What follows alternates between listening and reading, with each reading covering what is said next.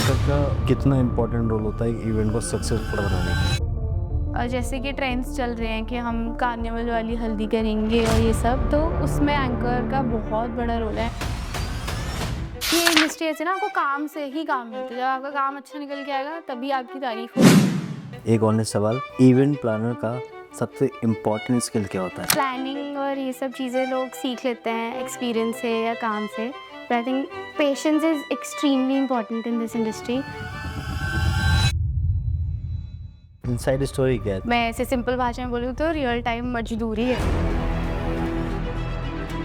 Still आपके पास कुछ भी बना हुआ हो, उसकी कॉस्ट है, आपको वो पेंट कराना पड़ेगा, आपको ठीक करानी पड़ेगी चीज़, आपको साइट पे लेके जाना पड़ेगा। There is transport, there is labour cost, there are an number of things attached to it. But जब मैंने अपनी टीम अपने हिसाब से लगाई, आपने पहले नहीं बताया, मैं परमानेंट लगा दूँ तो हमारा काम कौन करेगा? वेडिंग प्लानर या फिर कोई चीज़ आपसे सर्विस लेता है तो उसके माइंड में क्या क्या मिथ होते हैं? लोगों को लगता है कि हम 50% मार्जिन पे काम कर रहे हैं, ये तो बड़ी सस्ती सी चीज़ है, ये तो आप लगा ही दो। हम लोग पूरी डिज़ाइनिंग स्क्रैच से करते हैं, काम करते हैं, सारा लेआउट। एंड प्लानर्स के पास अपनी खुद की बहुत इन्वेंट्री होती है। एक फीमेल शैडो को बोल दिया हमारे बच्चे का डायपर चेंज कर दो। Oh god! लोग 10 नंबर निकालता है, उस नंबर पे सेम मैसेज किया, कोटेशन चेक करी। हाँ, ये red flag. Welcome to our podcast. मैं हूं पीयूष और आज हमारे साथ हैं ऋषिका खंडूजा, जो well known wedding planner and decor expert है। आप कह सकते हो फुल टाइम क्राइसिस मैनेजर।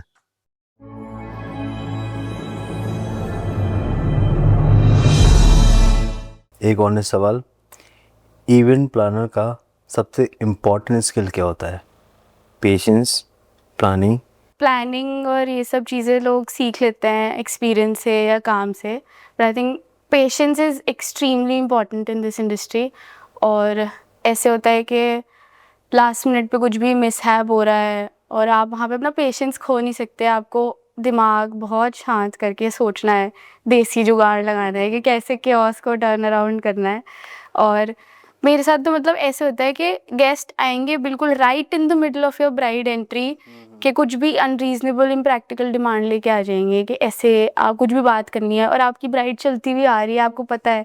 और इतना हेक्टिक हो जाता है कि but you can not lose your cool. बहुत ही पेशेंटली गेस्ट को रिप्लाई करना पड़ता है, सर 5 मिनट एंट्री होने तो फिर मैं आपसे बात करती हूँ। लेकिन उस समय आपका दिमाग इतना स्ट्रेस में होता है कि you can reply with anything, but वहाँ पे पेशेंस रखना पड़ता है। तो I think which is very important in this industry. अच्छा, आपकी जर्नी कैसे स्टार्ट हुई? मतलब कैसे आप इस वेडिंग प्लानिंग में आए और किससे इंस्पायर होके आए, या फिर बचपन से था कि मेरे को तो शादियाँ करवानी है? इंस्पिरेशन तो ऐसे कुछ नहीं था, बट मेरे को स्कूल टाइम से जैसे इवेंट्स हो रहे हैं छोटे छोटे, फेयरवेल पार्टी हो गई है, वो उसका मैनेजमेंट करना, उसको ऑर्गेनाइज कराना, ये सब बहुत इंटरेस्ट था। कॉलेज में भी फेस्ट वगैरह में पार्ट लेना, ऑर्गेनाइजर्स टीम में, ये सब। तो उसके बाद बैंड बाजा बारात आई, तो वहाँ से लगा कि यार ये तो बड़ी अच्छी चीज़ है। मेरे को इंडियन वेडिंग्स से बड़ा प्यार है, बहुत अच्छा लगता है अटेंड करना भी और करवाना भी शादियाँ। तो वैसे ही तो घर वाले उस समय ऐसे थे कि नहीं, this is not something that you should go for, because my family background is from finance. पापा भी, भाई भी सब फिनेंस से हैं। तो I was going for CFA और मैंने CFA लेवल 2 क्लियर करा हुआ है। उसके बाद मैंने ड्रिफ्ट लिया है, तो घर पे थोड़ा मुझे ऐसे मनाना पड़ा, रिवॉल्ट लगा, but then eventually everything came together. और उसके बाद मैंने एक्सपीरियंस लिया दिल्ली में। मैंने 2-3 वेडिंग सीजन्स पे हॉप एंड जंप करके अलग अलग कंपनीज़ में मैंने काम किया, फ्रीलांस भी किया। That's how I learned, on ground experience लिया। और उसके बाद वापस आके I started my own company.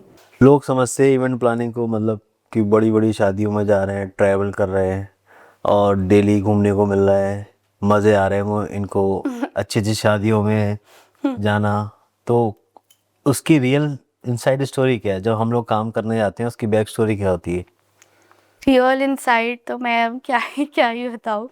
ये सिर्फ ऐसे मेरे दोस्त भी पूछते हैं कि यार तेरी लाइफ तो बढ़िया है, तू कभी इधर घूम रही है, कभी उधर, किसी प्रॉपर्टी में, किसी वेन्यू में जा रही है, पार्टी कर रही है। वो एक्चुअल में बिल्कुल पार्टी नहीं होती, 100% ऑपोजिट होता है। मतलब मैं ऐसे सिंपल भाषा में बोलूँ तो रियल टाइम मजदूरी है ये। आपको ग्राउंड लेवल पे काम करना पड़ता है। इंस्टाग्राम पे दिख रहा है लग्जरी डेकोर, डिज़ाइनर लहंगा, ये वो कुछ भी नहीं है ऐसा। हाँ, असल में हम लोग ग्राउंड पे सेलो टेप से वो कर रहे होते हैं, कारपेट पे सेलो टेप लगा रहे होते टीके डाले हैं, होते हैं। जिप टाइज लेके घूम रहे होते हैं, बैकड्रॉप को खड़ा करने के लिए पीछे कुछ ना कुछ लगा रहे हैं, सपोर्ट दे रहे हैं, तो वो रियलिटी है एक्चुअल में। अच्छा, आपने जो अपनी लाइफ का पहला इवेंट किया था उसका एक्सपीरियंस कैसा था? एक्सपीरियंस अच्छा था उसका। जब हमें एक फुल फ्लेजेड वेडिंग जब मैंने पहली बार करी थी, इट वाज इन दिल्ली, और मल्टीपल वेन्यूज़ थे, संगीत कहीं, वेडिंग कहीं, अकोमोडेशन कहीं है गेस्ट का, और बहुत प्लानिंग लगी थी, हॉस्पिटैलिटी टीम भी थी, डेकोर भी था उसी में, and because it was in Delhi और हमारा बेस बरेली में है, तो I had to source a lot of inventory production कहीं ना कहीं से, पर डिज़ाइनिंग वगैरह करके सारा काम कराना तो टफ़ था, मेहनत बहुत लगी, प्रेशर ज़्यादा था, पैसे कम थे, बट बड़ा ही ओवरवेलमिंग एक्सपीरियंस था उसका। मुझे याद है कि जो उसकी ब्राइड की एंट्री थी उस वेडिंग में बहुत ही कॉम्प्लिकेटेड थी। तो उनको ऐसे था कि उनको उनके 10-12 फ्रेंड्स थी जिनके साथ उन्हें आना था, ऐसे दुपट्टा पकड़ा के लाइन से। उस पे उन्होंने अपने वाउज रिकॉर्ड करे हुए थे 10-12, खुद बोल के उन्होंने एक ऑडियो रिकॉर्ड करी थी, और पूरी ऐसे सारी फ्रेंड्स उनकी दुपट्टे के साथ चलेंगी आयल तक, और फिर वहाँ पे वो वाउस प्ले होंगे, मतलब गाना चेंज हो रहा है, अब आप एंट्री भी मैनेज कर रहे हो और गानों का भी देख रहे हो, सारी टीम को ब्रीफिंग हो चुकी है। जो बहुत डिफिकल्ट पार्ट ये आया था कि उनकी फ्रेंड्स को जो ब्रीफिंग देनी पड़ रही थी, क्योंकि सारा कुछ मुझे पता था, एंड वो अपना हैप्पी मोड में है, सब कोई सुन ही नहीं रहा है मेरी बात, साथ में थोड़ा बहुत टिप्सी है, कोई फन, हाँ वो सुन लिया, हाँ ठीक है, हाँ हाँ, कोई सुन ही नहीं रहा है, मेरा गला बैठा हुआ है बिकॉज वो लास्ट फंक्शन है, और मैं इतनी रिक्वेस्ट कर करके प्लीज़ सुन लो कैसे क्या करना है, 12 लड़कियों को समझा रही हूँ मैं। और ये था कि वो जब वाओ एक ख़त्म होगा तो वो सामने वाली 2 लड़कियाँ दुपट्टा ड्रॉप करेंगी, तो उनको बार बार क्यों देना था हर एक गर्ल को कि अब आपने दुपट्टा ड्रॉप करना है, तो I had to brief them कि आप मुझे देखते रहना ऐसे।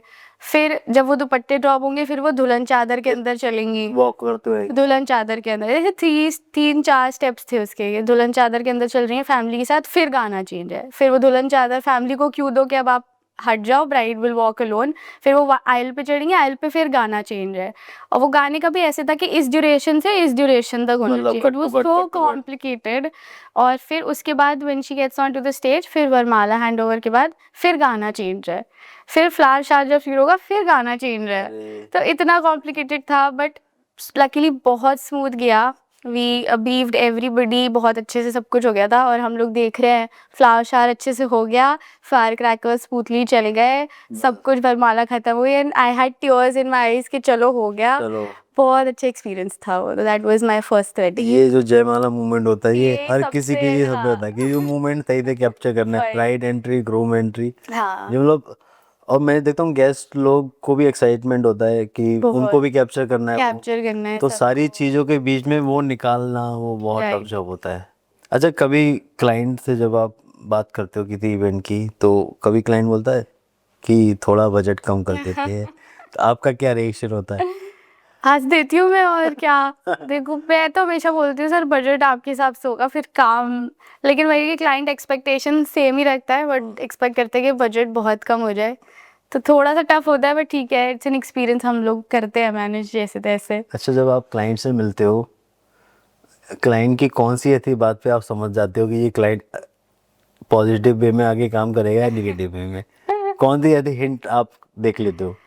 हिंट क्या, basically when you working in a small town like Bareilly, तो यहाँ पे एन नंबर ऑफ वेंडर्स हैं, तो क्या होता है कि बेसिकली जब कोई क्लाइंट बहुत जल्दी मचा रहा होता है ना, कि आप बस हमें एक कोटेशन दे दो, आप बूट बूट भी मत दो, प्रेजेंटेशन मत दो, आप फटाफट बता दोगे क्या आपका वो लमसम प्राइस कंपेयर कर रहा होता है। दैट्स व्हेन वी नो कि the client is just wanting to compare the price, और उस टाइम पे हम थोड़ी सी ढील छोड़ देते हैं कि अगर वही, क्योंकि एक मूड बोर्ड बनाना, उनकी थीम के हिसाब से प्रेजेंटेशन बनाना, ये क्लाइंट किसी को भी लग सकता है कि बहुत आसान है, बट पूरे 2-2 दिन लग जाते हैं, इसमें बहुत एफर्ट लगता है, दिमाग लगाना पड़ता है, because you know a certain budget कि इस बजट के अंदर अंदर क्लोज होगा, उस हिसाब से आप डिज़ाइन डालते हो, क्यों वो ढूंढने पड़ते हैं, थीम उनके अकॉर्डिंग चूज़ करनी पड़ती है, तो उसमें टाइम एंड एफर्ट लगता है, बट जब हमें पता है कि क्लाइंट सिर्फ कंपेयर करने के लिए कर रहे हैं, तो हम थोड़ा सा स्टेप बैक हो जाते हैं, फिर वो या तो रिवर्ट आता है तो फिर वो पॉजिटिवली चलती है कहानी, रिवर्ट नहीं आता तो भी हाँ, मैं आजकल देखता हूँ कि यार जब सोशल मीडिया इंस्टाग्राम पे लोग 10 नंबर निकालता है, हाँ 10 नंबर पे सेम मैसेज वही किया,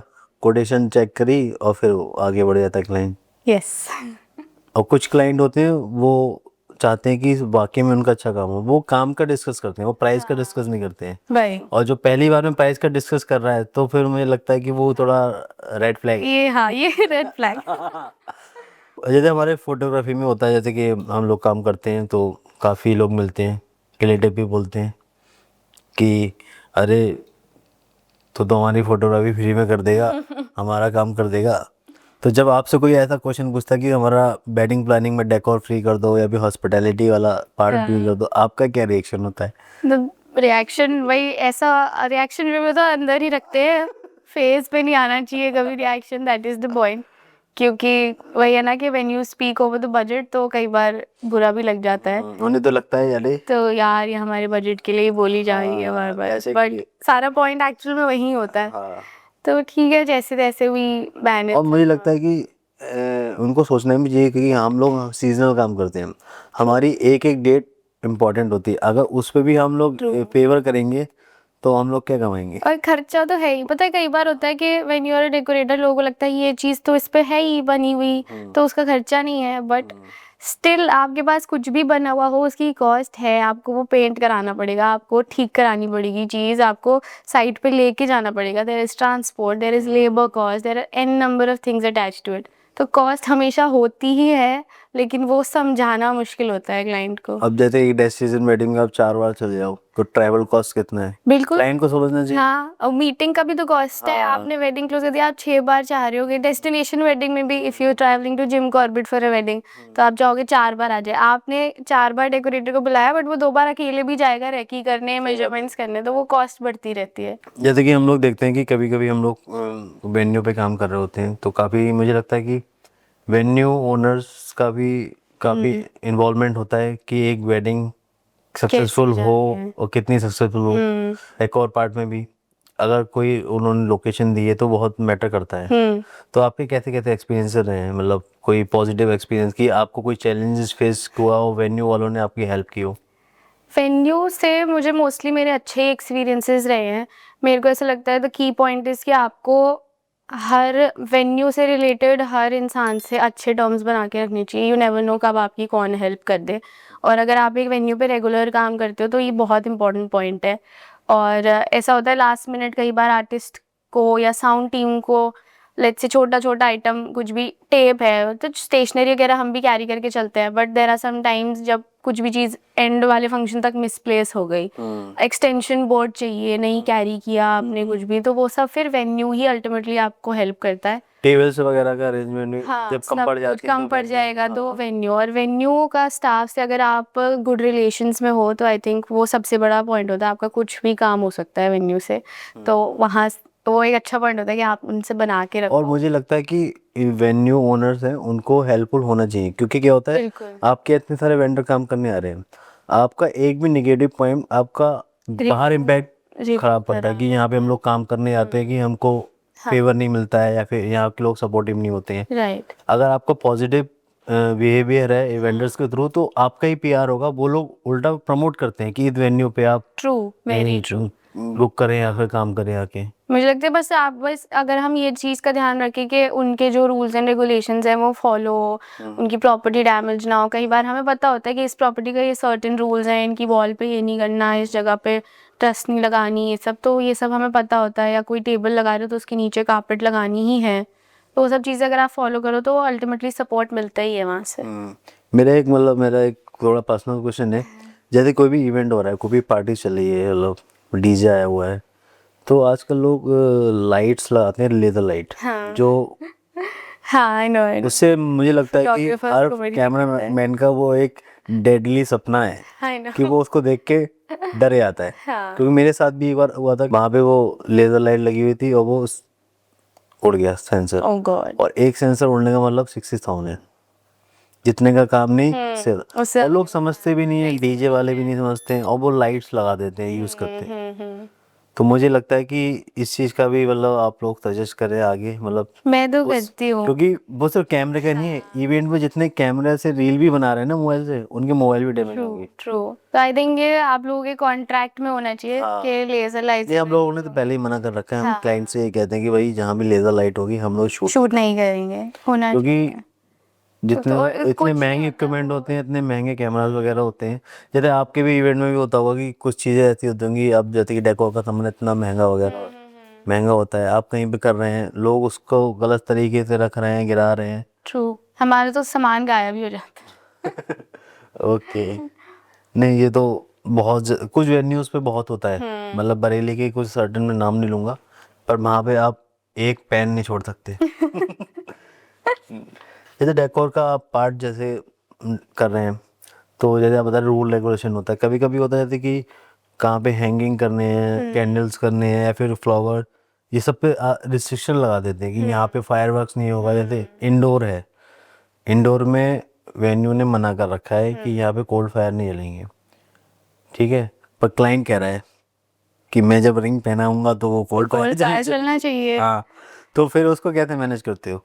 और कोल्ड फायर में क्या होता है, मैं भी कहता हूँ कि जब आप इंडोर में करते हो वो पूरा धुआं वगैरह हो जाता है, उसको अवॉइड ही करना चाहिए, क्योंकि आपकी फोटोज भी अच्छे नहीं आएंगे, ट्रू। ना वीडियो अच्छा आएगी, ऊपर से और धुआं धुआं हो जाए। बेसिकली क्या होता है कि जब हम लोग ऐसी चीजें प्रैक्टिकली सजेस्ट कर रहे होते हैं कि इससे धुआं होगा या इससे फोटोज में इफेक्ट है, पता नहीं क्यों सबको लगता है कि इसमें इसका कुछ इंटरेस्ट है, ये करना नहीं चाह रहे हैं। तो वही है कि हम पहले तो सजेस्ट करते हैं कि ये नहीं, आप ये बेटर ऑप्शन है, ये ले लो। हम रूल्स भी बता देते हैं कि आपके वेन्यू में ये चीज़ें अलाउड नहीं है, but still if the client is adamant तो ही सजेस्ट कि आप एक बार डायरेक्ट बात करके देखो। जब वेन्यू ओनर्स ने बोल दिया तो क्लाइंट समझ जाता है देयर इज अ डिफरेंस, जब हम बोल रहे हैं या वेन्यू ओनर्स बोल रहे हैं तो ठीक है। कुछ वेन्यूज ऐसे हैं जहाँ पे आप ड्रोन फ्लाई नहीं कर सकते, वैसे ड्रोन का तो आप बरेली में कहीं नहीं कर सकते, क्योंकि आप सोचो बरेली में एयरफोर्स एरिया। हाँ। फिर भी लोग उड़ाते हैं, हम तो मना ही करते हैं। हम जब भी किसी भी प्रॉपर्टी पे उड़ा रहे होते हैं, हम पहले कहते हैं कि आप प्रॉपर्टी से परमिशन ले लीजिए। क्लाइंट फिर भी हमारे पीछे पड़ जाता है कि उड़ाना है उड़ाना उड़ा रहे हैं। ठीक है, तो हम लोग क्या करते हैं, हम डायरेक्ट क्लाइंट की बात प्रॉपर्टी ओनर से कि वहाँ पे अगर ड्रोन फ्लाई होगा आप दोनों जिम्मेदार होंगे। होना ही चाहिए क्योंकि एक दो बार जैसे निर्माणा के आसपास भी वहाँ पे रिस्ट्रिक्शन काफ़ी दिक्कत। है, हाँ। तो वहाँ पे एयरफोर्स पुलिस का रहता है वहाँ पे, यस, और वहाँ पे लाइट्स भी नहीं रहता ना, लाइट्स का भी restriction लाइट्स का भी थोड़ा सा ज़्यादा ऊपर तक नहीं जा सकते। हाँ, जैसे कि कभी कभी आप किसी वेन्यू पे गए, पूरा डिसाइडेड हो गया, प्लान पूरा सेट हो गया प्लानिंग में, और जिस दिन इवेंट है उस दिन वो कह रहे हैं ये हो ही नहीं सकता। ऐसे चैलेंजेस तो आते होंगे।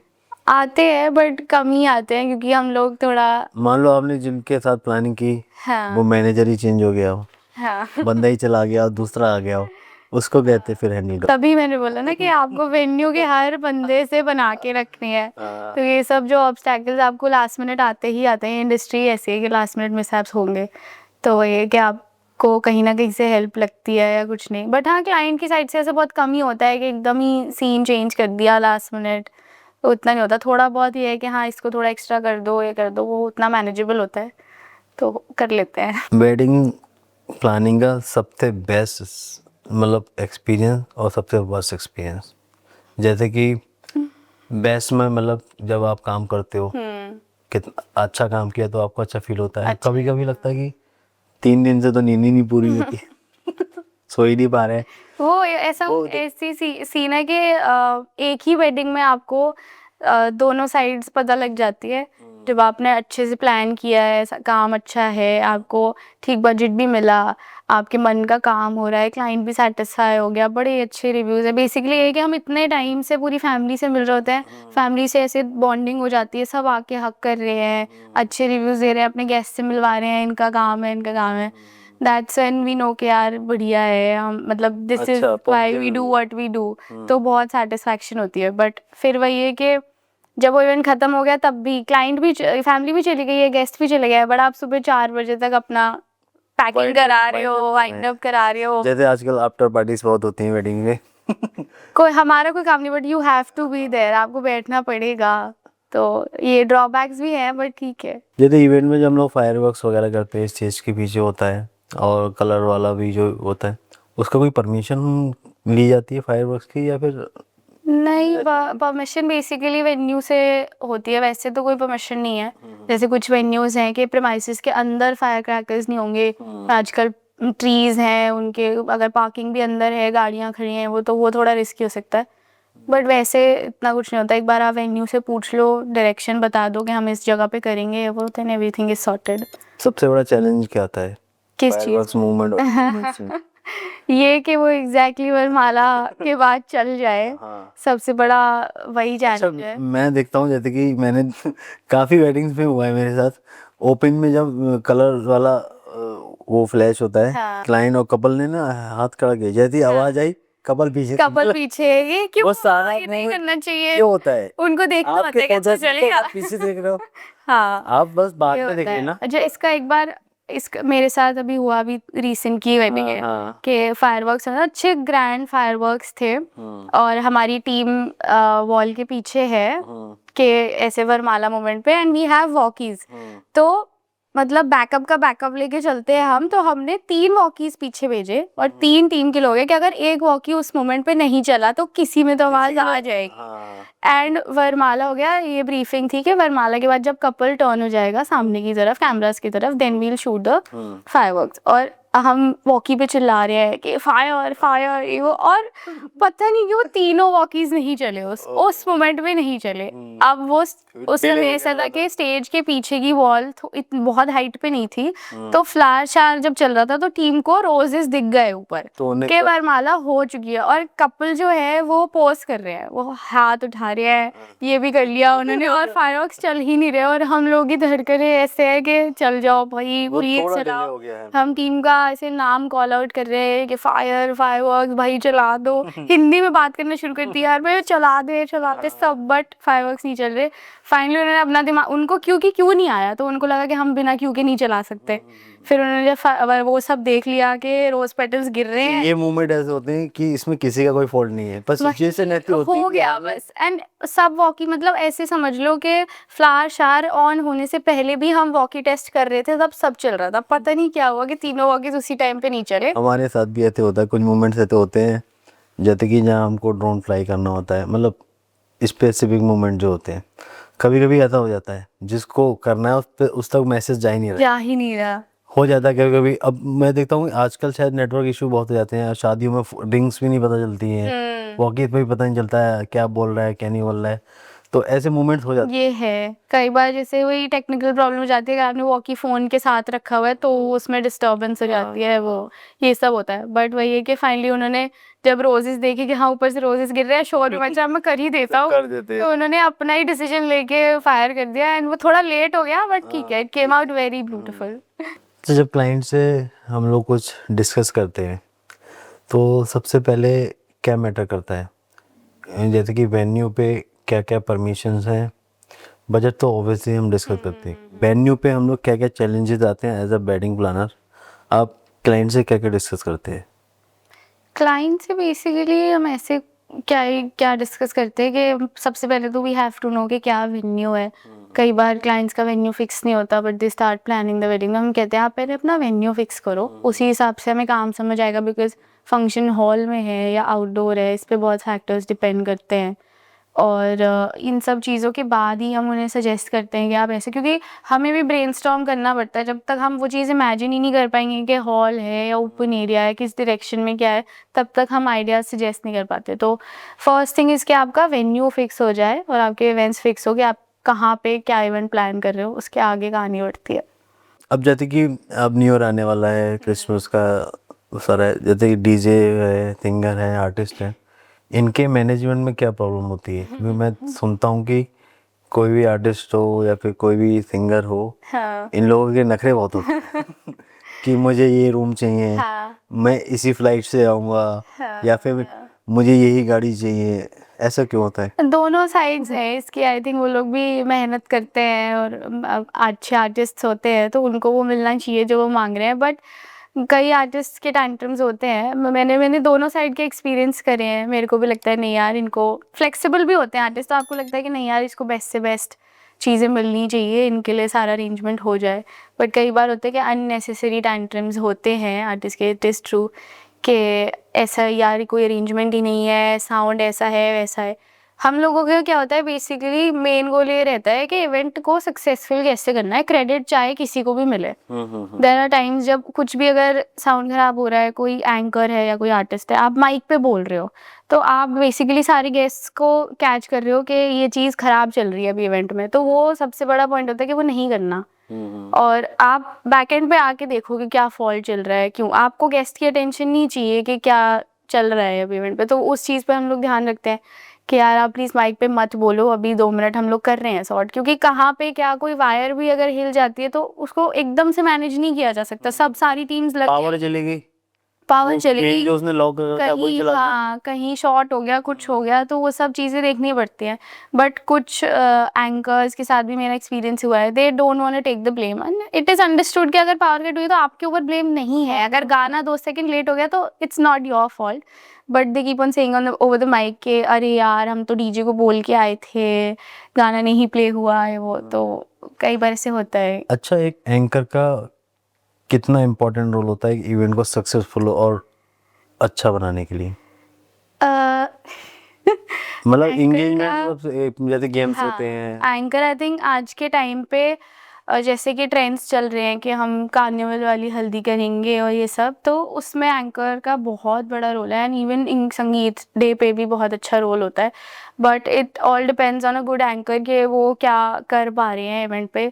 क्राउड इंगेज करना एक अपने आप में एक आर्ट है, आई फील। सब हम लोग भी नहीं कर सकते, सबके बस की बात नहीं होती, तो एक अच्छा एंकर होना आई थिंक इम्पॉर्टेंट है एक इवेंट पे, और ज़रूर करना चाहिए। इट इज़ फन, क्योंकि आप कई बार लोग तो हमारे फ्रेंड्स कर लेंगे, फैमिली कर लेंगे, बट एक प्रोफेशनल का काम प्रोफेशनली होता है, तो आई थिंक वो होना चाहिए इसे।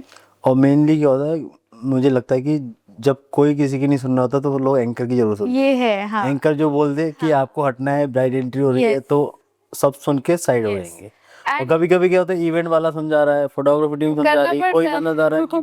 हड्डी हड्डी है, दैट्स एंट्री व्हेन होने वाली एंकर है। इसीलिए इतना क्रूशियल है कि आपको अच्छी प्रोफाइल्स लेनी चाहिए। When you are doing an anchor, आप अच्छे से करो, मेरा सजेशन ये होता है, क्योंकि इवेंट वेडिंग्स ऐसी चीज़ है ना कि आपका लास्ट मिनट कुछ भी प्लान चेंज होता है। अरे हल्दी लेट हो गई, ये वाला गेम हटाओ, कुछ और अनाउंस कराओ, ये चीज़ अनाउंस कर दो, वो चीज़। कई बार एंकर्स अगर इतना सफिशिएंट नहीं है तो वो सोचने लगते हैं कि अब मैं क्या बोलूँ, कैसे गैदर करूँ। अभी लास्ट वेडिंग में ऐसे गेम्स चल रहे थे, तो एकदम से गेम्स के बीच में गेस्ट्स स्टेज पे चढ़ने लग गए, ब्राइड ग्रूम को ले गए कि अब हम हल्दी लगाएंगे या कुछ भी, और गेम चल रहा है। अब एंकर को हम लोग रिक्वेस्ट कर रहे हैं कि आप प्लीज़ कुछ बोलो, गेस्ट्स को बोलो कि अभी थोड़ी देर में ही कंटिन्यू करते हैं, अभी गेम्स चल रहे हैं, या गेम्स को दोबारा रिकंटिन्यू करो। तो कई बार वो लोग नहीं समझ पाते कि मैं, वो कहते हैं यार हम क्या बोले, गेस्ट्स मान ही नहीं रहे, सुन नहीं रहे। किसी भी इवेंट में, वेडिंग में या फिर किसी भी इवेंट में लोग एंजॉय करें तभी अच्छा लगता है। कभी कभी कुछ गैदरिंग ऐसी होती है, म्यूजिक चल रहा है, सब कुछ ओके है, वो शांति से बैठे हैं। शांति है, पता ही नहीं चल रहा है कि शादी तभी में अब है। एंकर का काम और होता है कि एंकर आप सबको एंकर कह रहा है कि चीयर अप करो, तालियां, कितनी ताली नहीं हो गई। होता है होता है, फिर वो एंकर का कॉन्फिडेंस लो हो जाता है क्राउड पे भी डिपेंड करता है, क्राउड कितना एनर्जेटिक है मतलब उस मुझे टाइम लगता है पे। कि वेडिंग में आप जितने अपने अच्छे इमोशंस दिखा सकते हो उतना वो सक्सेसफुल होती है। हाँ शूट के पॉइंट ऑफ व्यू से भी उतने ही अच्छे मोमेंट्स मिलेंगे। मतलब मुझे लगता है कि एक्सप्रेसिव होना चाहिए। जैसे कि कभी कभी होता है कि हमें कंटिन्यू शूट चल रहे हैं हमारे, अब हमको आज स्विच करके दूसरी लोकेशन में जाना है, जैसे हमें फ्लाइट भी लेनी है, पहुंचना है टाइम पे, ठीक है, तो वो कैसे मैनेजमेंट करते हो इतना बड़ा? जैसे कि 2 इवेंट बहुत बड़े एक साथ हो गए, हाँ जैसे आज और कल, आज आपको फ्री होके फ्लाइट पकड़ के जाना है दूसरी लोकेशन पे, तो वो कैसे चैलेंज फेस होता है वो? बेसिकली पहले तो हम ट्राई करते हैं कि बिल्कुल ऐसे ओवरलैपिंग इवेंट्स हम लोग ना लें, बिकॉज और जब हमें लगता है कि हाँ ठीक है, उसमें हमें 1 आध दिन का भी टाइम मिल रहा है बीच में, तो सबसे इम्पोर्टेंट इसमें प्री प्लानिंग ही होती है कि एक टीम भेज दिया पहले थी वहाँ पे। टीम क्या, बेसिकली प्री प्लानिंग में जैसे आपका सामान जाना है, ट्रक्स जाने हैं, तो आपका कौन सा सामान इधर जाना है, कौन सा उधर जाना है, वो पहले से सॉर्टेड होना चाहिए। और बैक एंड पे जो भी आपकी टीम लोडिंग अनलोडिंग कर रही है, उन्हें पता होना चाहिए कि क्या जाना है। ये नहीं आपको उस टाइम कॉल्स आ रहे हैं, हाँ जी क्या जाएगा बताओ, तो वो सब नहीं होना चाहिए। और उसके बाद अब कई बार जैसे एज अ डेकोरेटर मैंने ये फेस किया है कि हम एक इवेंट पे हैं और दूसरा इवेंट हमारा लगना शुरू हो गया है, बट हमारा एक जो प्रेजेंट दोनों तरफ से कॉल आ रहे हैं, दोनों इधर तरफ वाला से भी, कॉल उधर आ वाला रहे हैं। भी। हाँ, और आगे के क्लाइंट को टेंशन है जबकि हम अपने तरफ से सॉर्टेड है आगे। अच्छा, जब आप लोग, आपकी टीम हॉस्पिटैलिटी करती है तो उसमें क्या क्या चैलेंजेस आते हैं? लाइक जैसे कि एक होटल में सारे रूम्स हैं, अब ज़्यादा गेस्ट आ गए हैं, क्लाइंट को भी नहीं मालूम है, तो वो चैलेंजेस कैसे फेस करते हो आप? तो बेसिकली आरएसवीपी इसमें एक इम्पॉर्टेंट रोल प्ले करता है। तो हम लोग प्री कॉलिंग्स करते हैं गेस्ट्स को। आरएसवीपी आई थिंक मेरे को हर मैं क्लाइंट्स को सजेस्ट करती हूँ कि ले लेना चाहिए। तो उसमें क्या होता है, हम प्री कॉलिंग्स करते हैं आपके गेस्ट्स को और उनसे उनका ट्रैवल प्लान्स पूछते हैं, मैसेजेस पे उनकी कितने बजे आईडीज पहुंचना लेते है? हैं। हाँ, होटल तक उनकी आईडीज पहुँचाते हैं, सब कुछ हमारा काम होता है।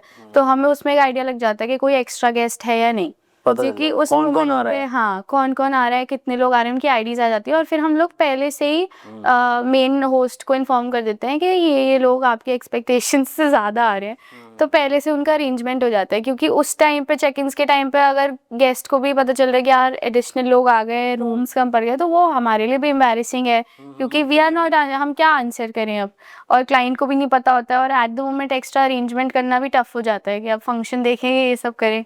डेस्टिनेशन वेडिंग पे जब आप जाते हैं तो आप क्या प्रेफर करते हैं कि आप वेन्यू पे ही स्टे करें या उसके आसपास? ओह प्लीज़, मेरी तो ये रिक्वेस्ट होती है, मेरे को प्लीज़ एक रूम वेन्यू पे हमें चाहिए होता है, क्योंकि क्या है कि गेस्ट तो इवेंट पे आ रहे हैं, बीच में उन्हें रेस्ट भी मिल रहा है और फिर रात को इवेंट पे अपना पार्टी करके जा रहे हैं। बट हम 1-2 दिन पहले से उसी डेस्टिनेशन पे है और 1-2 दिन बाद तक है। और मतलब हम लोग सुबह सुबह आई थिंक 6 बजे उठ के काम शुरू कर रहे हैं और रात के 3-4 बजे तक कर रहे हैं। हमें बीच में मुश्किल से 1-2 घंटे की स्लीप मिलती है। तो ये कि उसमें भी हमें अगर ट्रैवल करना पड़े 1 किलोमीटर प्रॉपर्टी आगे से निकल के, इट्स वेरी टफ, क्योंकि एकदम से उठना पड़ता है, सुबह फटाफट जाके सेटअप देखना है सब कुछ, तो वो थोड़ा मैनेज करना बहुत मुश्किल हो जाता है। तो हमारी रिक्वेस्ट होती है कि एक रूम तो एटलीस्ट हमें मिल जाए फॉर कोर टीम। अगर वेन्यू वाला क्या, मतलब क्लाइंट बोले कि नहीं आप है, थोड़ा सा आगे कर लीजिए, वो होता ही है, हर वेडिंग का चैलेंज है ये, और लोकल वेडिंग्स में भी होता है ऐसे, बट हाँ डेस्टिनेशन वेडिंग्स में तो ज़रूरत काफ़ी ज़्यादा होती है। इवन हम लोग भी शूट करने जाते हैं, हम भी कहते हैं कि एक रूम हो जिसमें हम इक्विपमेंट रख लें, हम लोग चार्जिंग हो जाए, ट्रू, सेफ रहे। वही। पर क्या होता है वेन्यू, हम लोग का सामान इतना होता है, कुछ छोटी छोटी चीजें हैं, कुछ रह गया वो अब जैसे दोबारा वहाँ गिफ्टिंग जाओ। वाली चीजें होती हैं, आप रेडी कर रहे हो, एग्जैक्टली, मतलब कई कुछ प्रॉपर्टीज ऐसी होती है जिनमें स्टोरेज के लिए इतना रूम्स नहीं है, कोई जगह नहीं है, so you have to have your own room. तो वहाँ पे हम रिक्वेस्ट करते हैं एक रूम एटलीस्ट आप हमें दो। इवेंट से रिलेटेड इतना स्टेशनरी है, कुछ है, कहीं पे कोई रिंग प्लेटर लगना है, वो सारा हैंड ओवर्स हम पहले से ले लेते हैं। वो चीज़ें संभाल के रखने के लिए सेफ स्पेस चाहिए होती है, तो ये समझाना थोड़ा मुश्किल होता है। किसी भी इवेंट पे जो एल्डर्स होते हैं, बड़े बूढ़े और बच्चे होते हैं, इनको मैनेज कैसे करते हो आप? बच्चों को ये कि टीम को ब्रीफिंग करके रखते हैं पहले से। इट्स नॉट लाइक कि हम बिल्कुल ही मिस हैंडल कर रहे हैं किसी को, ऑब्वियसली आराम से करते हैं। बट जब एंट्रीज हो रही होती हैं, ब्राइड एंट्री, ग्रूम एंट्री, इन सब चीज़ों में बच्चों को थोड़ा देखना पड़ता है कि बच्चे ना आए अपना एक एक्सपीरियंस बताता हूँ, बहुत अच्छा मोमेंट, फायरवर्क्स हो गया, सब कुछ, ब्राइड आ रही, बीच में बच्चा बच्चा आ गया। ये होता है, उनने सारा मोमेंट वो बिल्कुल निकाल बिल्कुल। दिया। एंड हमारे साथ क्या होता है बेसिकली, अब वो बच्चा आ रहा है, बच्चे होते हैं कई बार जिद्दी होते हैं, नॉटी बच्चे हैं, कुछ है, तो वो मान ही नहीं रहे। अगर प्यार से बोल रहा है अभी बेटा मत आओ प्लीज, अभी 5 मिनट रुक जाओ, तो कई बार हमें होल्ड करना पड़ता है टीम को कि अभी रुक जाओ, बच्चे को पकड़ना पड़ता है। फिर भी इतना है, तो कई बार क्या होता है कि बच्चे के पेरेंट्स ऑफेंड हो गए हाँ, कि आप ऐसे कैसे मेरे हमारे बच्चे को टच कैसे टच कर लिया, लिया। आपने उठा लिया उसको, साइड रख दिया। तो आप अगर है इतना, तो ब्राइड एंट्री हो रही है, आपको दिख रहा है ना, तो आप अपने बच्चे को होल्ड कर लो। बट वो नहीं होता है, तो देखना पड़ता है थोड़ा। तो ये भी पहले फिर प्यार से समझाओगे मैम ठीक ये है। जो चैलेंजेस आते हैं, इनफैक्ट बच्चे तो चलो ठीक है, समझा तो हट जाते हैं, बड़े बड़े लोगों को समझाना मुश्किल होता है। आंटीज को सबको हाँ, रील बनानी है। वो एक ऐसे मोबाइल ऐसे खड़ा कर लिया और एंटर करना। देयर आर टाइम्स, अब हमारी हॉस्पिटैलिटी टीम सब लगी है एंट्री मैनेज करने में कि कोई बीच में ना आए। कोई कई गेस्ट होते हैं हमारी हॉस्पिटैलिटी टीम से ही बोल देते हैं ये हमारा कैमरा लो और वीडियो बनाओ करो।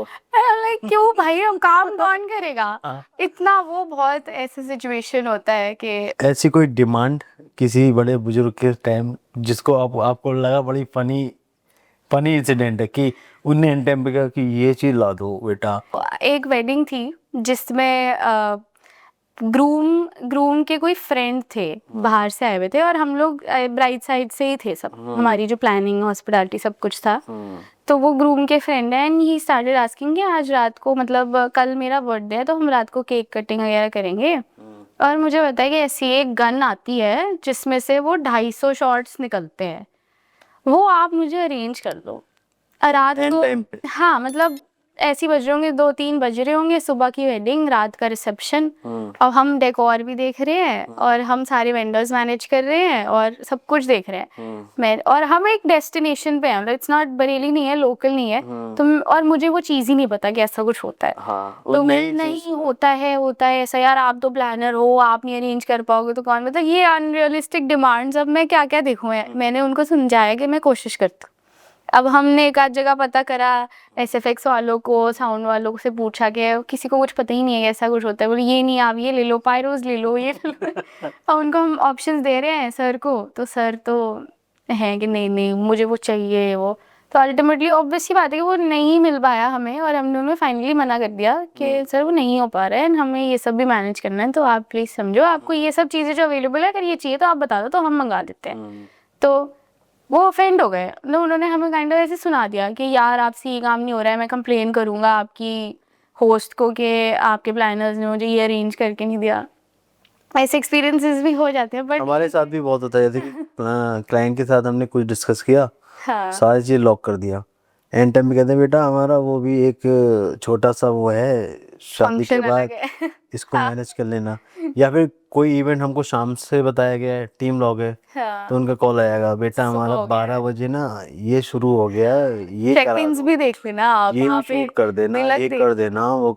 तो घर की विदाई कवर कर लेना। मुझे क्या लगता है क्लाइंट को ये सोचना चाहिए वेडिंग सीजन में हम प्लानिंग तक क्यों चलते हैं, ताकि कभी भी ऊपर नीचे कोई मैसअप ना हो, और एंड टाइम पे आपको वही करना होता है। अब आपका सुबह का किसी और का फंक्शन है, रात का किसी आपको और, पहले से बताना चाहिए, राइट। क्योंकि क्या होता है ना, हम लोग पूरा टीम के साथ कौन सी टीम कहाँ पे रहेगी, लॉग रहेगी, उसके अकॉर्डिंग चलते हैं।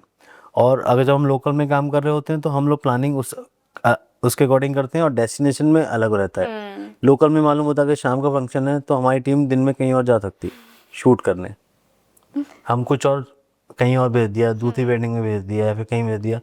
ऐसे चैलेंजेस बहुत आते हैं। और सबसे ज़्यादा प्रॉब्लम्स होती है क्या कहते हैं, जो आफ्टर पार्टीज वगैरह होती हैं, क्योंकि आफ्टर पार्टीज में आपको डांस और उसके अलावा कोई मूवमेंट नहीं मिलना है। कोई मोमेंट है ही पर क्या है, वहाँ पे टीम खड़ी हुई है, वहाँ लोग एंजॉय कर रहे हैं, 2 बजे से एंजॉय कर रहे हैं तो 6 बजे तक। ये जान और वो डेटा कोई रिलेटिव भी नहीं होता है, नहीं है, हाँ। वही डांस वाले फोटो, वही डांस वो आई थिंक जितना डांस का डेटा आप लोग टीजर्स में यूज करते हो, आई थिंक आपको उस टाइम से पहले मिल जाता है, उतना मिल जाता है है ना।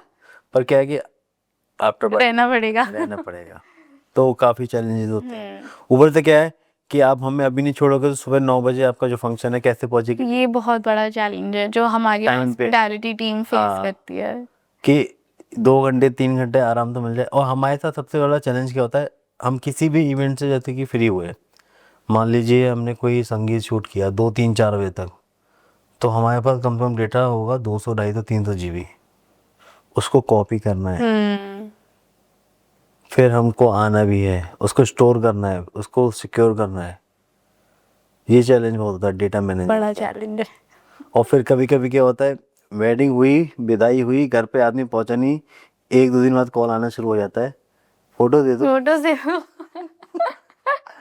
ये तो हम भी करते हैं आपके साथ, डेकोर की फोटोज दे दो, फोटो दे दो। अब मैं सोचता हूँ कि भाई पहले बात तो बॉडी को आराम नहीं मिला, प्लस सेकंड क्या, आप दूसरे इवेंट की तैयारी कर रहे लगे हुए हैं। हैं। डेटा हम क्या करते हैं, स्टोर करते रहते हैं, पर डेटा मैनेज नहीं होता है। डेटा मैनेज होता है बीच बीच में, काफ़ी मतलब जैसे बीच में गैप मिला 1 दिन का, तो पूरे दिन बैठ गए कैसे क्या डेटा करना है, तो क्लाइंट के अंदर पेशेंस ही नहीं है। नहीं है।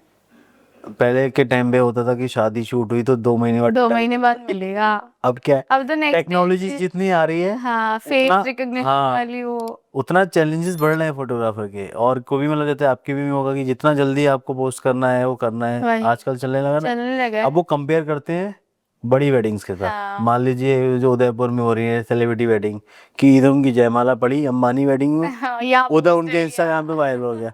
पर आप कंपेयर कैसे कर सकते हो वो चीज़? नहीं हो सकता है हाँ। तो ये काफी उनकी तो चैलेंज अपनी होता है। पर्सनल टीम्स लगी हाँ, हुई होती हैं उनका वहाँ का कंपैरिजन नहीं कर सकते वहाँ पे चीजें। ट्रू तो लोग आजकल ट्रेंड तो फॉलो कर रहे हैं, पर ये नहीं देखते कि मैं किस बजट में काम करवा रहा हूँ। ये है। और बताइए मतलब ऐसा कोई चैलेंजेस जो आपको लगते हैं कि ये क्लाइंट को भी ध्यान में रखना चाहिए, हाँ हाँ हाँ। और वेडिंग प्लानर के साथ कोऑर्डिनेशन कैसे बनाना चाहिए? तो जैसे टीम्स जब हम लोग रनर्स या हम लोग शैडोज प्रोवाइड करते हैं हॉस्पिटैलिटी पार्ट में, तो वहाँ हमें चैलेंज आता है कि जैसे शैडोज पहले तो ये होता है कि एक हॉस्पिटैलिटी का काइंड ऑफ रूल है कि एक शैडो एक ही बॉडी के लिए काम करेगा, तो हम कॉन्ट्रैक्ट में भी बता देते हैं और सब ब्रीफिंग करके रखते हैं गेस्ट्स को। बट ये बेसिक सी बात है कि इंडियन वेडिंग्स में ऐसा कभी हो नहीं पाता है। तो एक शैडो आएगा और वो 4 लोगों का काम कर रहे हैं, तो ठीक है हाँ एट द इवेंट हम लोग नहीं बोलते कि यार ठीक है कोई बात नहीं वो, लेकिन कंप्लेंट्स हमें आती है क्योंकि हॉस्पिटैलिटी टीम फिर हमें बोलते हैं कि देखो वी आर हैंडलिंग 4 बॉडीज, सबका अलग अलग काम है, सब इधर कोई इधर भेज रहा है कोई उधर भेज रहा है, 4 लोगों के काम। मुझे लगता है कभी कभी जैसे कि जिसके लिए भेजा है उसका कोई उसका काम आ गया है, वो दूसरे काम करने गया है। एग्जैक्टली ये होता है। अब क्या है बेसिकली फिर ना क्लाइंट, अब आप अगर करा भी रहे हो and we are also adjusting तो ठीक है सब कुछ चल रहा है, बट अब ये सब आपने एक शैडो से 4 लोगों का काम कराया, नेक्स्ट डे चारों गेस्ट ने अलग अलग कॉल टाइम दे दिया कि अब शैडो को बोल दिया इतने बजे आना, आप इतने बजे आना।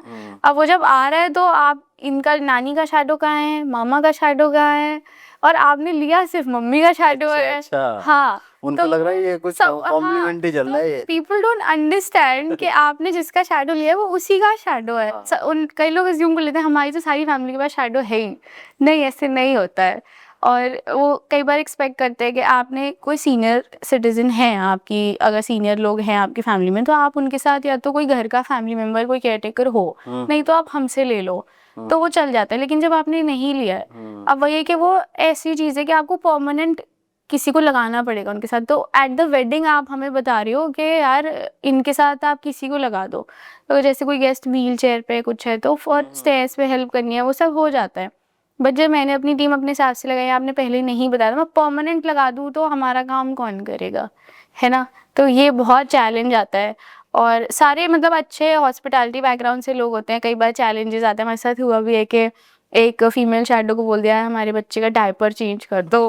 ओ God, and then you have to handle their complaints and then you have to talk to the client also कि मैम प्लीज ऐसे you can not tell the shadow हमें टू जिस डू काम ऑल के लिए दिस। बोला गया है वो हाँ एक ब्राइड ऐसे कि मेरी बैक मसाज कर दो, ऐसी डिमांड हाँ आती है ऐसी है। ये सब नए नए एक्सपीरियंसेस है तो हम ये सब ब्रीफिंग करके चलते हैं। बट स्टिल एक बार एक वेडिंग में ऐसी हुआ था कि वो मतलब टेरेबल एक्सपीरियंस, वो वेडिंग ही इतनी ख़राब गई थी। मतलब वो क्लाइंट भी ऐसी थे वो misbehaving with her team member के साथ, इतना मिसबिहेव करना, अच्छी तरीके से बात नहीं कर रहे थे सब कुछ। और बेसिकली क्या है कि आपने एक सर्टेन नंबर ऑफ रूम्स हमें बताए और उसमें हैम्पर्स पढ़ने, हैम्पर्स वगैरह सब डिस्कस हो गए। लेट्स से आपने 20 रूम्स बताए और हम 20 रूम्स के हिसाब से हैम्पर्स हमने बना लिए और एक्स्ट्रा भी सामान था वो हो गया। अब आपने एट द चेक इन के टाइम पे हमें पता चल रहा है कि आपके 5 रूम भर चुके हैं। लकीली हम पे एक्स्ट्रा सामान था, हमने बैग्स वगैरह अरेंज करे, सब कुछ हमने 24 रूम्स में हैम्पर डाल दिए, एक रह गया। और बाय चांस की बात है जब टीम हैम्पर्स डाल रही थी, बाय चांस की बात है वो ब्राइड की मम्मी का रूम था जो रह गया। I feel which is a good thing कि आपके गेस्ट्स को सारे हैम्पर्स मिल गए और आपका रूम है। अब एक फैमिली ब्राइड की मॉम हो, अब आपके पास इतना टाइम है कि आप एक हैम्पर के पीछे लड़ रहे हो। And she was coming yelling at the team for no reason कि मेरे रूम में हैम्पर क्यों नहीं है। अब एट द वेडिंग हम सोचते हैं कि यार ठीक है अगली की वेडिंग चल रही है, आप मत अभी बोलो कि आपकी गलती है ये सब बाद में बात करेंगे। बट कई बार वो लोग इतना मिसबिहेव करने लगते हैं कि आपको एक थ्रेशोल्ड क्रॉस हो जाता है, आपको बताना पड़ता है कि मैम हमारी रिस्पॉन्सिबिलिटी नहीं है ये। कभी कभी ऐसा होता है आपने अपना लूज कर दिया कंट्रोल की, अब मुझे भी जवाब देना। भाई मैंने बोला था इनिशियली कि पेशेंस बहुत इंपॉर्टेंट है। तो वो वेडिंग ऐसी थी कि मतलब वो इतना थ्रेशोल्ड अब मेरा क्रॉस हो गया था that we had to shut down our services. Beach wedding में इट वाज सेकंड डे और वो ब्राइड साइड इतना मिसबिहेव करी थी। I stopped working, I said the team is leaving, हम लोग काम अभी पैकअप कर रहे हैं, हम लोग ऐसे काम नहीं करेंगे अननेसेसरी चीज़ों के लिए। मतलब भाजी के बॉक्सेस नहीं मिल रहे थे। वो ब्राइड की मामी, उनकी कोई एमके की जैकेट अपेरेंटली वो मिसप्लेस हो गई। अब मतलब हॉस्पिटैलिटी इवेंट प्लानर था। हाँ, मेरी रिस्पॉन्सिबिलिटी नहीं है वो। She called me and she said मेरी ऐसे ऐसे, वेरी स्वीट, मेरी ऐसे ऐसे एमके की जैकेट मिसप्लेस हो गई है, वो मैंने कहीं रख दी है। मैंने कहा आपने कहीं रखी है तो आप कुछ आइडिया दे दो कि कहाँ रखी, मैं ढूंढवाती हूँ।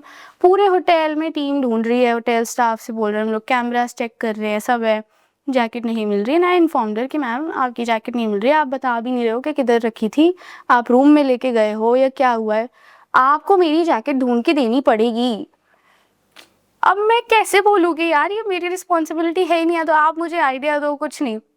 Then people start misbehaving. तो वो सब ही एक ही वेडिंग में हुआ मुझे है। क्या लगता है कि मतलब एक अच्छा इंसान होना पहले जरूरी है। जैसे क्लाइंट हो गया एज अ कि क्लाइंट आप, जैसे मैं देखता हूँ कि जो अच्छे क्लाइंट होते हैं जो आपको फूड के लिए पूछ रहे हैं टाइम पे, बेटा कुछ खा लो, कुछ ले लो, दैट्स ट्रू। बैठ जाओ, अरे काम बाद में करो, पहले कुछ लो। तो आपको ये भी देखना चाहिए ह्यूमन साइड भी, कि कोई बंदा सुबह 6 बजे का आया हुआ है, रात के 2 बज गए हैं, वो भाग रहा है, हाँ, वो सिर्फ बीच में पानी ले ले रहा है, बहुत बड़ी बात है, वो भी बहुत भूल बड़ी जाते हैं बात कभी कभी है, बहुत बड़ी बात है। इवेंट में। और क्लाइंट ऐसी डिमांड करेगा जिससे आपके काम का लेना देना नहीं है। ये होता है। जो आपको वो काम बताया जाएगा जो आपके पास है, वो उस चीज़ की अवेलेबिलिटी नहीं है, फिर वो उस चीज़ का सोल्यूशन ही नहीं है। जैसे कि कोई भी बंदा, जैसे हम फोटोग्राफी कर रहे होते हैं, ठीक है, शूट कर रहे हैं, तो एकदम से क्लाइंट आता है, ये टेबल यहाँ पड़वा दे। अब मैं सोचता हूँ कि मैं क्या बोलूँ उस चीज़ में, ये ठीक है कि यहाँ पे, अच्छा ठीक है, तो मैं बोलता हूँ हाँ। ठीक है, उस टाइम जो होता है ना, वो क्योंकि क्या होता है ना, क्लाइंट ना उस टाइम क्योस में होता है, सब हाँ, चीज़ ठीक लग रही है नहीं लग रही है, हर किसी से पूछेगा वो, पकड़ के, अच्छा ये ठीक है, वो ठीक है, वो ठीक है, बार बार पूछेगा, हाँ यार ये सेल्फी पॉइंट यहाँ पे, हाँ ठीक है, ऐसे। मतलब वो कुछ लोग होते हैं ना जो एक्स्ट्रा ही चिंता में होते हैं कि सब कुछ सही हो जाए, सब कुछ सही हो जाए। वो मतलब ट्रस्ट ही नहीं करते कि हाँ जो हो रहा है स्मूथली बढ़िया जा रहा है। हो रहा है। उनको लगता है अभी हुआ ही नहीं सब कुछ सही। ये है। काफी कभी मैंने देखा कि लोग, और कुछ क्लाइंट होते हैं मस्त, हाँ चिल हाँ, उन्हें मेरा बहुत सा मजा आ गया। सजेशन होता है, आई थिंक फैमिलीज को भी समझना चाहिए, इतना स्ट्रेस लेने की जरूरत होती ही नहीं है। उल्टा वेडिंग ऐसी चीज है कि आप आपको इंजॉय फन करो। करना है, मतलब वो once in a life time moment है आपकी लाइफ का। आपने इतना पैसा इन्वेस्ट करा है, आप 2 दिन अपने पूरे रिलेटिव्स को सबको बुलाया, आपकी फ्रेंड्स फैमिली सब आए, कि मतलब इंजॉय करने के बारे में सोचो, चिल रहो। ये काम के लिए तो हम आ जाते हैं कि हम हमसे करा लो काम सारा। इसके लिए पता है क्या होता है, जैसे ब्राइड एंट्री होने वाली है, मैं पर्सनली जाती हूँ अपनी ब्राइड्स के पास और उनको ब्रीफ करते हैं कि जैसे हमने प्लान करा है, हम यहाँ से इस पॉइंट तक जाएंगे, ये गाना तब चेंज होगा, ऐसे करना है, वैसे करना है, आप बताओ अभी कोई चेंजेस है। उनको रिलैक्स करने की कोशिश करती हूँ। तो ब्राइड्स के साथ मुझे ऐसे मैं करती हूँ, मेरी आदत है कि मैं उनसे पहले 5-10 मिनट बात करती हूँ कि हम लोग ऐसे एंट्री लेने वाले हैं, सब कुछ डिसाइड होता है। और फिर मैं बोलती हूँ कि मैं यहाँ पे आपको क्यों दूंगी, ऐसे आप किसी की मत सुनना, अगर कुछ हो भी जाए तो आप कहीं देखना मत, ये मत देखना, ये नहीं चला, वो नहीं चला, स्माइल करना और स्लो वॉक करना ताकि मोमेंट्स अच्छे से कैप्चर। स्माइल कर तो नेचुरल वॉक। स्लो वॉक, हाँ। ये एक बेटे को मैंने लिटरली, हम लोग साइड ट्रैकी पे गए हुए थे, फैमिली भी आई हुई थी, तो हमारा जो पूरा वॉकिंग एरिया था ब्राइड का, तो हमने ऐसे डेमो वॉक भी करवाई कि आप चल के देखो कितना टाइम लग रहा है। तो मैं कहा नहीं, स्लो और स्लो और स्लो चलो, वो मोमेंट कैप्चर करना सही जरूरी बात है। है। और बहुत क्रूशियल मोमेंट्स होते हैं ये वाले वेडिंग की। यस, इसी पे सारी रील्स का मेन ही यही होता है, सबसे टफ भी यही होता है। और मुझे लगता है कि कपल केमिस्ट्री बहुत जरूरी होती है, कि वो काफी खुश दिखें, हंसते रहें। कभी कभी दिख जाता है कि अरे ये अरेंज मैरिज है, कुछ नहीं तो आपके साथ ऐसे कभी हुआ है कि सब कुछ सही चल रहा है बट कपल आपको टाइम ही नहीं दे रहा, पोर्ट्रेट्स ही नहीं करा रहा है? होता है, कई बार होता है, कुछ क्लाइंट ऐसे मिल जाते हैं। हाँ, तो हम लोग टैकल, हमारा काम है कि अपनी बात रखना। पर क्या है कि कंफर्टेबल नहीं हो रही। कभी भी कोई भी वेंडर कोई भी काम करने आए, आपको समझ लीजिए उसकी जो ड्यूटी है वो अपनी ड्यूटी कर रहा है, ठीक है ना। अब क्या होता है ना, वेडिंग में सब कुछ कैंडिड नहीं होता, तो कुछ मोमेंट्स होते हैं कि आपको करने ही करने होते हैं। अब सारा आप कैंडिड शूट कर नहीं कर सकते, फैमिली फोटोग्राफी होता है, वरना तो ऐसे ही लोग आ रहे हैं चल रहे हैं, हो जाएगा। कैंडिड लगता है वहां तक अच्छा कि जहाँ होने चाहिए कि न कोई किसी को हक कर रहा है, हाँ राइट। एक दूसरे को देख के स्माइल कर रहे हैं, वो वाले मोमेंट अब हर जगह ये नहीं चल सकता। अब आजकल क्या हो गया है कि मतलब क्लाइंट की अलग अलग डिमांड है कि भैया मुझे सामने मत दिखवाना किसी फोटो के लिए, अरे सामने मत दिखवाना, ठीक है। कुछ कुछ मोमेंट्स ऐसे होते हैं कि आपको देखना पड़ेगा। और एक्चुअली मेरे साथ एक बार हुआ था, क्लाइंट के अकॉर्डिंग हमने काम किया, उसने कहा था कि सामने मत दिखवाना, हमने उसका पूरा कैंडिड शूट किया। जब उसको फोटोज दी, भैया मैं क्या सिलेक्ट करूं इसमें एल्बम के लिए, कुछ है ही इसमें तो कुछ सामने वाले फोटो ही नहीं है। ओ अरे हाँ तो आपको मतलब क्लाइंट को समझना चाहिए कि कोई प्रोफेशनल बंदा काम करने आया है तो उसको अपने उसकी भी हिसाब सुनिए। से करना दो। वो आपके अकॉर्डिंग ही काम करे, पर आप उसको भी ट्रस्ट करो ट्रस्ट कि करना वो बहुत जरूरी। आपके अकॉर्डिंग भी वो करेगा और कुछ आप उसके अकॉर्डिंग करो, तभी एक वो मोमेंट बनेगा आपका। ये आई थिंक हमारे साथ भी होता है कि प्लानर्स को बहुत ट्रस्ट, मतलब कुछ फैमिलीज होती हैं बहुत स्वीट एक्सपीरियंसेस भी हुए हैं। नखरे किसके ज्यादा होते हैं, ब्राइड के या ग्रूम के? हाँ स्ट्रेस ब्राइड्स को हैंडल करना अपने आप में कला है। हाँ। हाँ मुझे लगता है कि जब मुझे पता नहीं, ऐसा मैंने देखा है, जब आप क्लाइंट के पास जब बात करने जाते हो बुकिंग के लिए या फिर चल रहा होता है बात, तो ब्राइड अगर हो तो बैठी हुई हो, उसका मूड उस टाइम बिल्कुल प्रैक्टिकल होगा। और जिस दिन शादी वाले दिन उससे वही बात करो तो उसका नेचर ही चेंज। बिल्कुल। ये ऐसा क्या हो जाता है शादी वाले दिन? मतलब ठीक है, आई थिंक स्पेशल अभी तक मेरी शादी हुई नहीं है तो मैं ऐसे एग्जैक्टली नहीं बता सकती, बट स्पेशल डे। अब जैसे कि डिसाइड हुआ है वेडिंग से पहले कि मैम आप प्रॉपर पोर्ट्रेट के लिए टाइम दोगे, हाँ हम आपका शूट करेंगे, जैसा उसने बताया वैसे ही करेंगे। अब जब शूट करने गए, हाँ भैया अभी थक नहीं, गई हूँ, अभी बाद में। बाद में नहीं, बाद में शादी हो जाएगी। ये होता है बाद में बाद शादी हो जाएगी। ये जो आधा घंटा 20 मिनट मिले हैं बस यही है। बट आई थिंक जस्टिफाइड भी है, there is so much going on with the bride. पूरी वेडिंग में उनको तैयार होने में आप सोचो 3-3 घंटे लग रहे लहंगा भी हैं, इतना भारी होता है। इतने भारी उनके एक्सेसरीज है, उनके लहंगे हैं, उन्होंने इतना इन्वेस्ट करा है, उनको अपनी एंट्री की टेंशन है। तो आई थिंक लड़कियों में होता हाँ, भी है कि सब परफेक्टली हो। कुछ लोग कुछ ब्राइड्स तो बहुत नर्वस होती हैं। बहुत। मैंने देखा कि बिल्कुल, एक बार मैंने देखा था एक ब्राइड एंट्री कर रही थी, वो शिवरिंग कर रही थी। हाँ मेरी एक ब्राइड एंजाइटी पिल्स ले रही है वेडिंग के बीच में, I have seen that also. Injections लग रहे हैं उन्हें कि उनको काम डाउन कराने के लिए, ये तक देखा है मैंने। तो होता है आई थिंक कुछ लड़कियों पर्सन टू पर्सन भी डिपेंड करता है, बट ब्राइड्स थोड़ी ज्यादा स्ट्रेस। आजकल मैं देख रहा हूँ लड़कियों से ज्यादा लड़के रो रहे हैं। तो ठीक है, जिन्हें प्यार है वो रो रहे हैं। अलग ही मतलब चल रहा है ट्रेंड। आजकल तो ऐसे ब्राइड्स थोड़ा प्रेशर बना के रखती हैं, तुम रो देना ठीक है ना जब मैं आऊंगी। अच्छा, जब विदाई में रोना होता है तो ब्राइड नहीं रोती? अब नहीं रोती। अच्छा, सबसे फनीएस्ट विदाई मोमेंट्स क्या था आपने देखा? मैं विदाई मोमेंट से टेंड ही नहीं करती हूँ, मैं तो सो जाती हूँ। इस इंडस्ट्री में जो नए लोग आना चाहते हैं उनके लिए एक एडवाइस।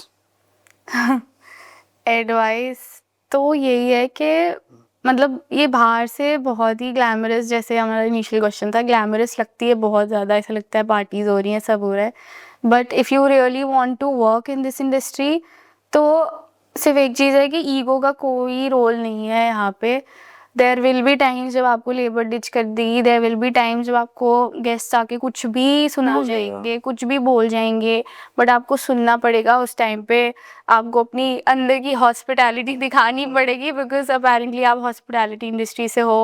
और आपका अगर काम डिले हो रहा है तो देयर विल बी टाइम जब आपको शायद मंडप पे झाड़ू मारना पड़ जाए, या टेप खुद लगाना पड़ जाए कारपेट पे, या कुछ भी करना पड़ सकता है, सामान भी उठाना पड़ सकता है, तो वो आपको करना पड़ेगा।